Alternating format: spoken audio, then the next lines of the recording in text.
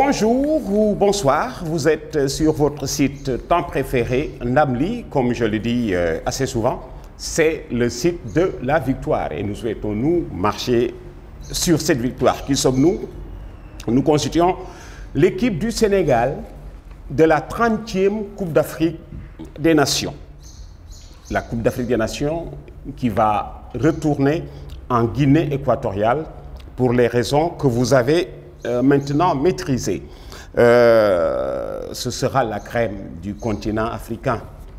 16 pays seulement vont s'y retrouver. On est bien loin de cette période qui attirait seulement 8 équipes en phase finale de Coupe d'Afrique des Nations.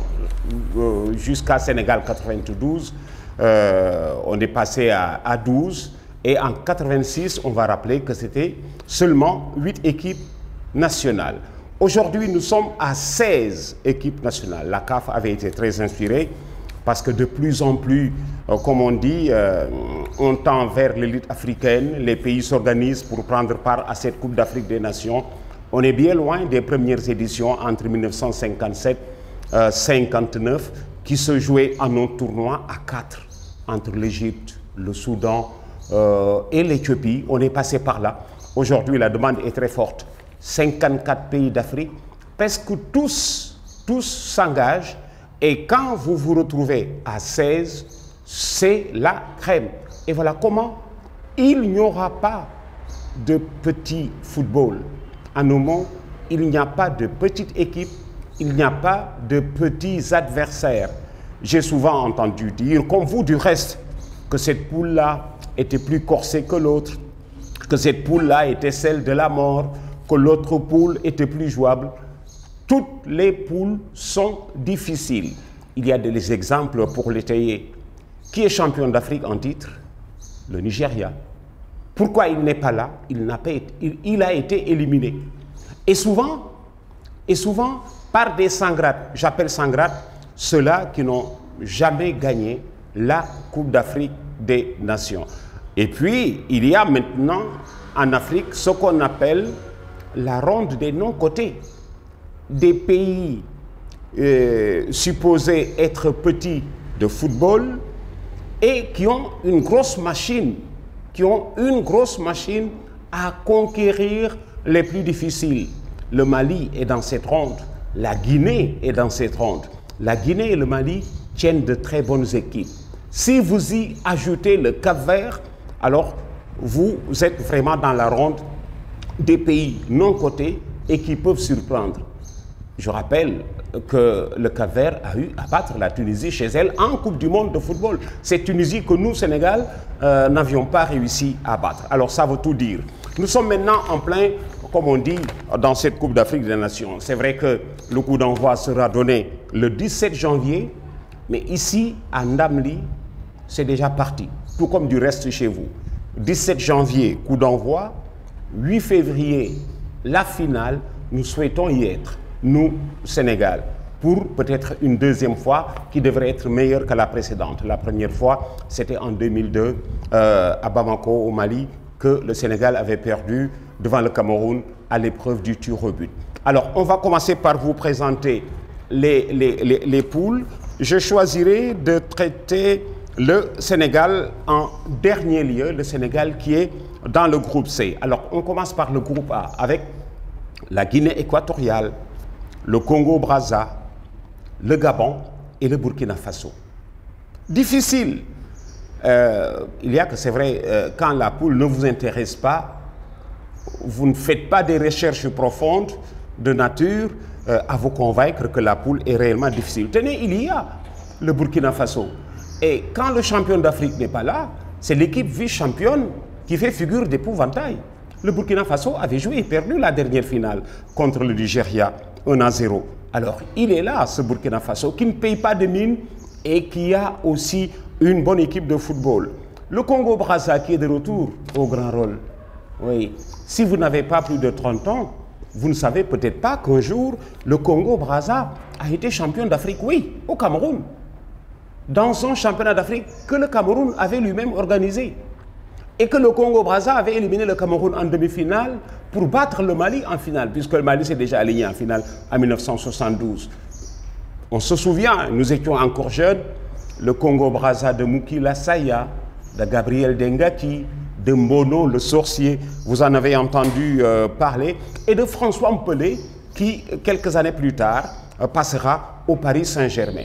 Alors, le Congo-Brazza de Claude Leroy est de retour, et il ne sera pas un petit adversaire, d'autant plus qu'il a appris à grandir dans les qualifications. Je rappelle que le Congo-Brazza était dans la poule du Nigeria, ce Nigeria-là qui ne s'est pas qualifié. La Guinée équatoriale, chez elle, le fait d'être à domicile a toujours été un avantage, même si ce n'est pas, c'est vrai, un avantage absolu, mais un avantage tout de même. Et puis, la Guinée équatoriale, qui donnait de la couleur brésilienne à ses équipes. Qu'est-ce qu'à dire, donner de la couleur brésilienne? Prendre des Brésiliens et leur donner la nationalité. À vue d'œil, vous n'arriverez pas à faire la différence entre un Espagnol, un Équateur-Guinéen, un Brésilien ou un Portugais. Et l'équipe de Guinée équatoriale est passée par là. Ils ont même eu dans leur machine des Camerounais et des Centrafricains. C'est une équipe solide, souvenez-vous. Il avait d'ailleurs battu le Sénégal dans sa Coupe d'Afrique sur la marque de 2-1. Alors c'est une poule également difficile. Mais à faire remarquer ceci, le Gabon sera la deuxième équipe à domicile. Oui.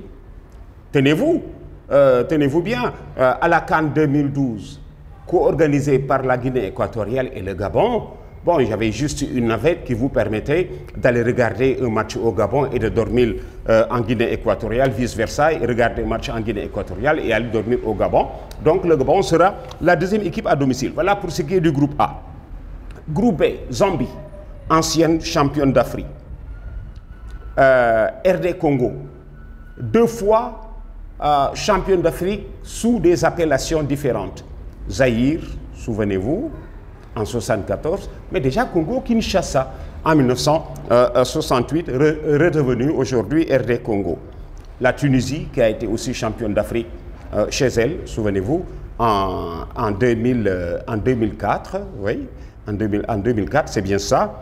Et puis le Cap-Vert. Le Cap-Vert, je vous l'ai présenté tout à l'heure, fait partie de la ronde des non-cotés, qui tient une grande équipe dans le dos des commentateurs, dans le dos des lecteurs et dans le dos des observateurs.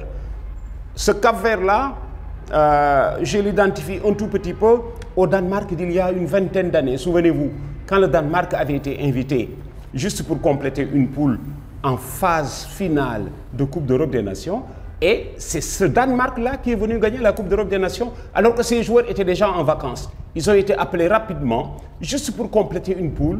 À l'arrivée, ce sont eux qui gagnent la Coupe d'Europe des Nations. Eh bien, c'est parce que dans cette équipe du Cap-Vert, qui a le profil un tout petit peu de celle du Sénégal, vous y voyez des Cap-Verdiens qui n'exercent pas au Cap-Vert, que les Cap-Verdiens de tous les jours eux-mêmes ne connaissent pas. Ils naissent au Portugal, ils naissent en Espagne, etc. Et ils reviennent sous le maillot national avec fierté, justement, puisque c'est à ce moment-là qu'ils compostent leur profil ou leur état de Cap-Verdien. Et c'est tant mieux pour justement ces jeunes footballeurs. Zambie, RD Congo, Cap-Vert, Tunisie, ça va aussi barder. Alors, ben, au Cap-Vert, à la République démocratique du Congo et à la Zambie, je dirais ceci, attention, la Tunisie est très robuste, très robuste. Elle est très solide. Quand elle ne peut pas gagner, elle est très tactique, quand elle ne peut pas gagner, elle peut prendre l'attitude d'une équipe qui ne doit pas perdre. Voilà pour ce qui est du groupe B. J'ai choisi de traiter le Sénégal en dernier lieu qui est dans le groupe C. Donc tout de suite après, le groupe D. Côte d'Ivoire, ancienne championne d'Afrique. Guinée, finaliste, oui. Il faut aussi le rappeler, la finale de la Guinée. C'était en 1976. L'année où la CAN s'était jouée sous forme de championnat. Voilà. C'est la seule année où la CAN s'était jouée sous forme de championnat. Il n'y avait pas finale. Il n'y a pas eu finale. Et à la dernière journée, en 1976 à Addis, la Guinée avait besoin de gagner par n'importe quel score devant le Maroc. La dernière journée, c'était Guinée-Maroc. Si la Guinée gagne par n'importe quel score, elle est championne. Si le Maroc obtient le nul, il est champion. Et tenez-vous bien, La Guinée a mené au score jusqu'à la 88e minute. La Guinée était à 2 minutes d'être championne d'Afrique en 1976. C'est à ce moment-là qu'un milieu de terrain marocain du nom de Baba décroche un tir de 30 mètres pour donner le titre au Maroc. Si mes souvenirs sont bons, à ce jour, c'est d'ailleurs le seul titre marocain. Alors, la Guinée a aussi joué une finale perdue. Cameroun, 4 fois champion d'Afrique. Mali a aussi joué une finale en 72 contre le Congo-Kinshasa. Le Mali, voilà, qui monte au même titre que la Guinée et le Cap-Vert. Ce Mali-là qui monte, tellement vrai que le Mali a eu à monter sur 2 podiums lors des 2 dernières CAN en 2012 et en 2013. Alain Giresse était passé par là. Je lui souhaite d'avoir à retirer son podium pour mieux faire du côté du Sénégal. Alors voilà donc présenté ce groupe D, Côte d'Ivoire, Guinée, Cameroun, Mali. Alors maintenant, nous sommes dans notre propre poule, celle du Sénégal, où il y a le Ghana, l'Afrique du Sud et l'Algérie. Lapidairement présenté, le Sénégal est le moins coté. Depuis les performances du passé. Mais attention, en sport, le passé ne signifie pas tout de suite le présent en sport. Les équipes peuvent changer en 3 saisons, 4 saisons. Voilà. On dit qu'il y a des tendances qui se renouvellent en football tous les 4 ans au lendemain d'une Coupe du Monde. En Afrique maintenant, on dit tous les 2 ans au lendemain d'une Coupe d'Afrique des Nations. Le Sénégal est le moins coté de sa poule. Moins. Si vous faites un classement de la poule du Sénégal par ordre de performance, sur les 4 que nous sommes, le Sénégal est 4e. Voyez vous-même. Le Ghana est à 3 Coupes du Monde. Le Sénégal est à 1 Coupe du Monde. Le Ghana a gagné 4 Coupes d'Afrique. Le Sénégal ne l'a pas encore gagné. L'Afrique du Sud est à 3 Coupes du Monde. Le Sénégal est à 1 Coupe du Monde. L'Afrique du Sud a gagné chez elle 7 Coupes d'Afrique des Nations au milieu des années 90. Ce que le Sénégal n'a pas encore réussi à faire. L'Algérie est à 3 Coupes du Monde. Le Sénégal, 1 Coupe du Monde. L'Algérie a été championne d'Afrique chez elle en 90. Et cette année-là, elle avait battu en demi-finale le Sénégal sur la marque de 2-1. Alors, par ordre de performance, le Sénégal est 4e. Mais aujourd'hui, il y a rebelote. Voilà. Comme on dit, la tendance est peut-être inversée. Tellement vrai, paraît-il que nos adversaires tremblent à l'idée de devoir rencontrer le Sénégal. Tant mieux. Parce que c'est une équipe du Sénégal aussi qui a grandi, qui n'a pas le profil de ses devancières. Les joueurs d'aujourd'hui sont plus professionnels, aspirent à de bien meilleurs grades, ne serait-ce que pour booster leur carrière internationale. Parce que la Coupe d'Afrique des Nations est aussi devenue aujourd'hui une affaire de professionnels. C'est tellement vrai que ceux qui veulent être champions d'Afrique partagent le maillot de club dans le monde avec des Européens qui veulent gagner la Coupe du Monde. Pape Kouli Diop rencontre en championnat d'Espagne Messi et Cristiano Ronaldo. Vous me direz qu'il est logé à bonne enseigne. Alors, l'équipe du Sénégal, comme on dit, sinon les Sénégalais sont si anti-stars qu'ils sont capables de battre les meilleurs, meilleurs qu'eux, pour perdre devant moins bons qu'eux. Voilà. Je disais à quelqu'un, vous savez, le problème du Sénégal, si le Sénégal aujourd'hui tarde à gagner la Coupe d'Afrique, c'est parce qu'il n'a pas un poids qui lui est propre. Ni un poids, ni une taille qui lui est propre. Si vous faites 200 kilos au moment de rencontrer le Sénégal fera 200 kilos. Si vous faites 25 kilos, il prend 25 kilos. En un mot, il prend la couleur, la taille et le poids de son adversaire du jour, capable de battre les meilleurs et de perdre devant les moins bons. Et maintenant, le Sénégal avec ses adversaires en phase finale de Coupe d'Afrique. Le Ghana, nous l'avons joué 3 fois. On a fait un nul et on a perdu 2 fois. En 68. Le Ghana qui était champion d'Afrique en titre, du côté d'Addis. Oui, le Ghana qui avait gagné la CAN 1965 en Tunisie, battant la Tunisie en finale. Foum, Ossé Kofi, on se souvient, Ossé Kofi qui était à l'époque le Pelé africain. Alors, c'est ce Ghana-là que nous avions rencontré en 68, qui arrivait à Addis, auréolé de son titre de champion d'Afrique, qui a dû cavaler très fort pour ne pas perdre. Ce Ghana champion d'Afrique face au Sénégal. Le Sénégal a mené 1-0 par Doudou Diong. Le Ghana a égalisé. Le Sénégal a mené 2-1 par Yatma Diop. Le Ghana a égalisé dans les 4 dernières minutes pour sauter au plafond, puisque, comme on dit, c'était presque une mort différée, puisque les Ghanéens, ce jour-là, auraient dû perdre. Voilà le Sénégal. Faire échec aux meilleurs et perdre devant les moins bons.